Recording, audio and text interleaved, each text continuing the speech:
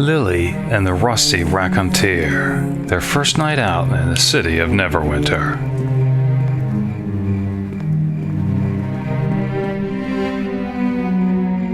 Yes? Is there something you need? Yeah, I think Lily's wondering why Sharwyn is lurking in the doorway. She probably thinks she needs to shorten her leash a little, telling her to stay close. I shall stay as close as is reasonable. Fair enough. This fine featured filly has quite a bit to learn from her mistress in time. For now, Lilly will concentrate on exacting obedience, and keeping pace is as good a place as any to start. The girl's quickening candor to catch up brings a tiny but subtle smile to Lily's lips. She's learning already.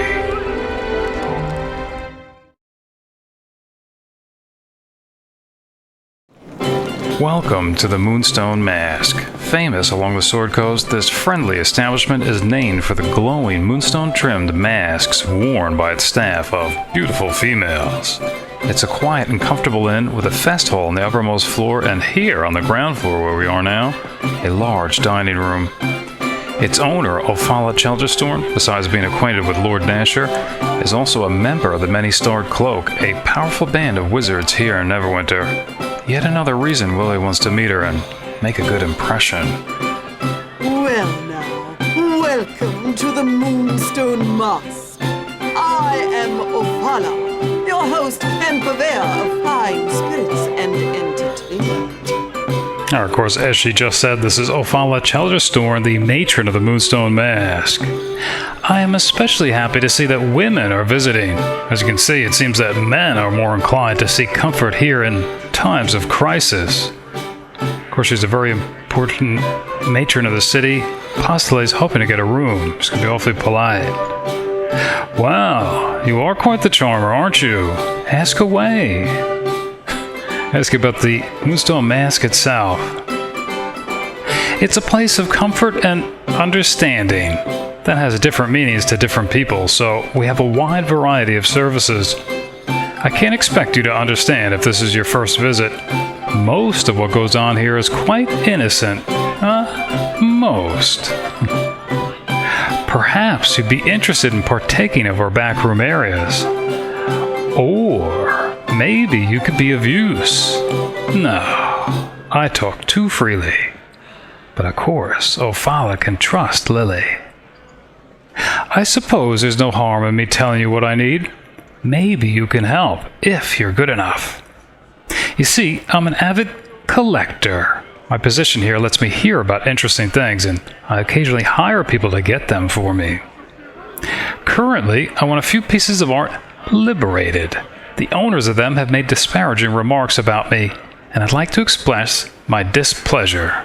Alright, asking about these pieces of art. One is a statuette of someone's mother or some such. Lord Androd Golden has it at his estate. He lobbied to ban city guards from visiting the Moonstone Mask.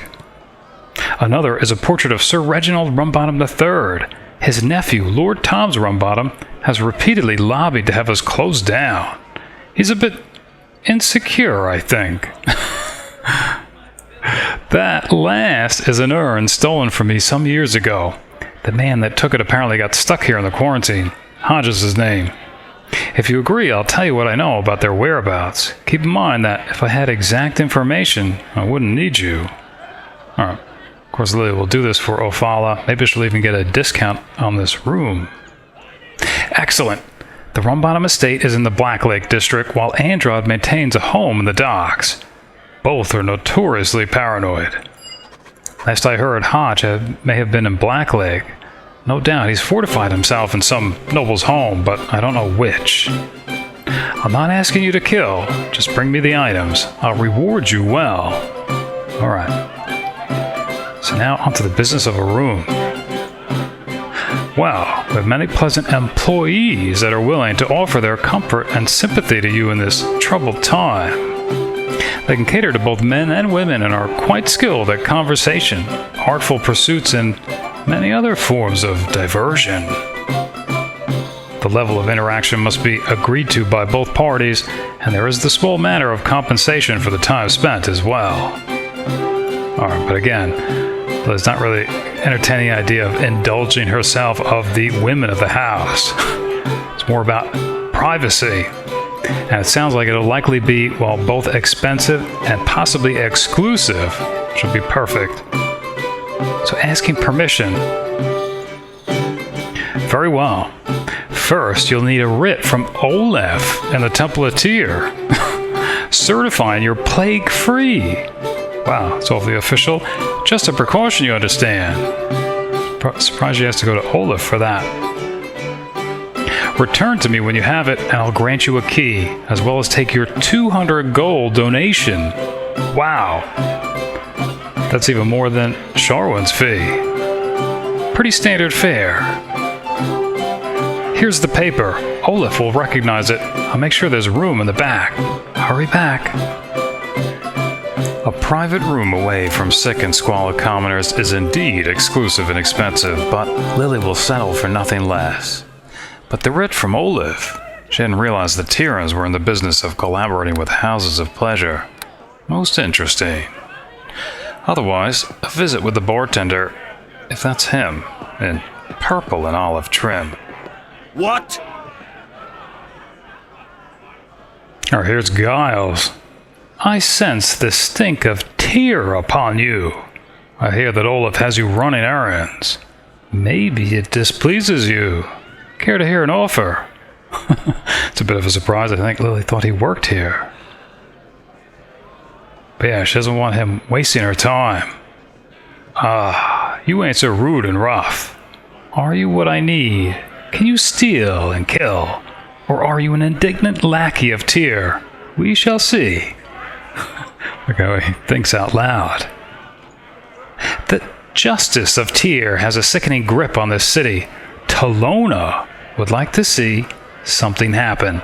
Something that will shake the Tyran faith. My name is Gilles. I need someone to act without conscience and despoil what the Tyrans are trying to achieve. You see where I'm going? You were given a letter by Oleff asking you to find certain tombs and the artifacts within. The fool wants to strengthen the will of the people. Curious how he knows about the letter from Oleff. These relics of Halueth Never could benefit the Church of Talona, perhaps be warped to her will, and if not, they should be destroyed. Or, of course, it sounds exactly like that he wants her to bring him the artifacts and not Oleff. Oleff and his brethren have no guarantees that these items will stop the plague. They just know they could prove powerful. It's a resource that must be denied them. Bring the items to me instead of Oleff, and I'll pay you far more than what he would have. Alright. Well, now he's caught Lilly's interest. But yeah, how does he know all these things? I have eyes around the city.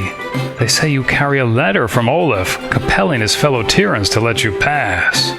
But I don't think she's shown that letter to anybody yet.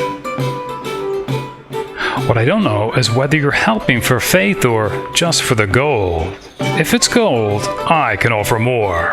It's that simple. And it might just be. Besides, I visited the dig in the Peninsula District. They need to hire outsiders like you. Your own brethren are falling like flies. Of course, that's where she's supposed to go. She's not concerned about the dying there, but she's curious what's at the tomb. I helped myself. Some of their belongings. Got a fine quill off of one of them. Jacob was his name, I think. He won't be needing it. I assume he's dead.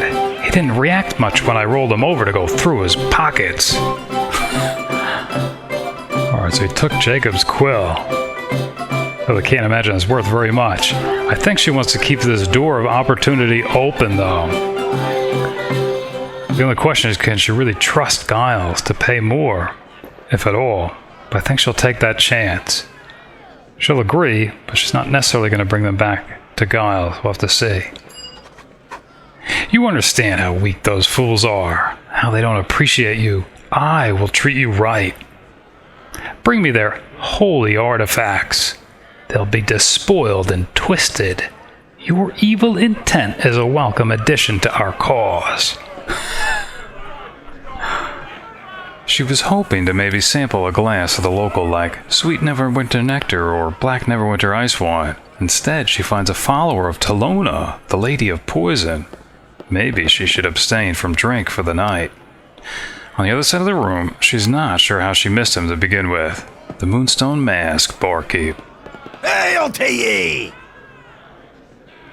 Alright, here's Torgo, the actual merchant and bartender for the Moonstone Mask, asking to see his wares.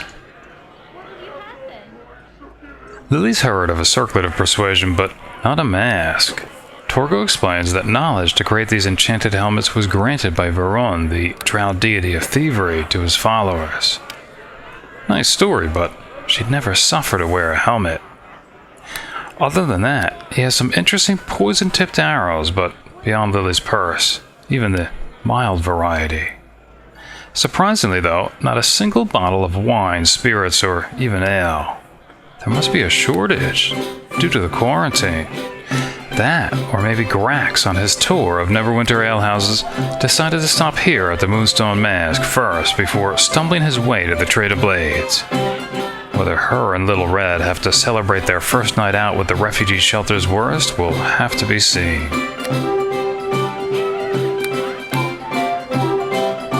It's time for the rusty raconteur to earn her coin. Not with a tail, but with those nimble fingers of hers.